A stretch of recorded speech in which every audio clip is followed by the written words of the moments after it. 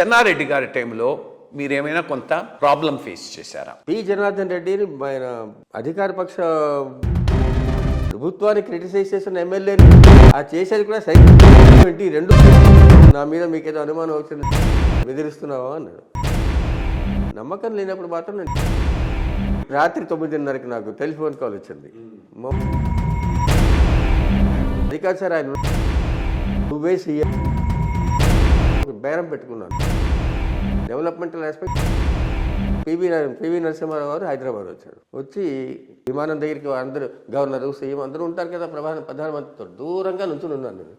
నా వైపు చూసి జరిగిందో ఇవాళ దాకా నాకు తెలియదు.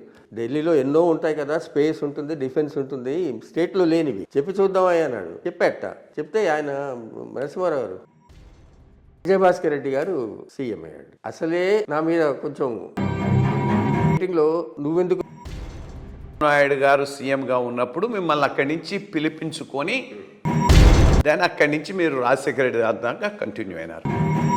చంద్రబాబు గారు ఢిల్లీ వచ్చి పిలిపించారు, వెనక్కి వస్తారా అని. నేను చెప్పాను సార్, ఎందుకంటే నాకు లైఫ్లో నా వల్లే జరిగిందని నాకు ఉందని, ఇక్కడ హాయిగా ఉంది. ఎంత చీవో చిట్టుక్కుమన్నా ఢిల్లీ నుంచి 4 రోజుల తర్వాత వస్తే ఇది ఎలా జరిగిందని నాకు తెలియకుండా. చాలా పెద్ద అచీవ్మెంట్ అని చెప్పాలి. ఎందుకనంటే ప్లస్ ముందు ఆయన ఆఫీసర్స్ను అనలేరు. మోహన్ కన్నా గారు ఇంకా హనీమూన్ అయిపోయింది, అంతా మళ్ళీ లూజ్గా 35 ఏళ్ళు సర్వీస్ అయిపోయింది, 2.5 ఏళ్ళు. నాకు ఆ 35 ఏళ్ళు ముఖ్యం, ఈ 2.5 ఇలా మాత్రం మాట్లాడొద్దని ఇమీడియట్గా రాజశేఖర రెడ్డి గారు వచ్చారు. ఆయన దగ్గరికి వెళ్ళి నేను ఆయన పిలిస్తే వచ్చానండి, నాకు అప్ టు యూ నౌ ఉండమంటారా అంటారా. స్టైల్స్ ఆఫ్ ఫంక్షనింగ్లో అదొక స్టైల్ ఆఫ్ ఫంక్షనింగ్.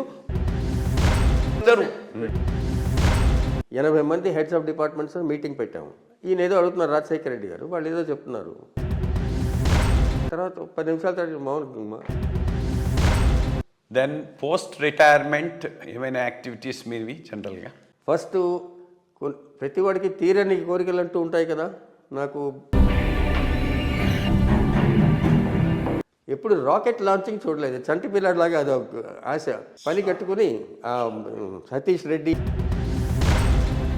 అనుభవాలన్నీ, మోహన మకరందం అని తెలుగులో, బాపు ముళ్ళపూడి వెంకటరామ. సీతారాం యేచూరి గారితో మీ రిలేషన్షిప్? మా అమ్మని కూడా అమ్మ అనే పిలిచేవాడు, అమ్మమ్మ అని కాదు యాక్చువల్లీ. సో ఇన్ఫ్యాక్ట్ క్లోజ్గా ఉండేవారు వాళ్ళిద్దరు. సో నాకు అదేంటి జెలసీగా ఉంటుంది కదా. అప్పటిదాకా నేను 10 నెలల పాపగా ఉన్నప్పుడు ఒకసారి ఇలా పడిపోయాను. 75లో ఎమర్జెన్సీ రాగానే మా నాన్నగారికి ఫోన్ చేసి చెప్పాను, వీడిని తీసుకెళ్ళిపోండి లేకపోతే నేను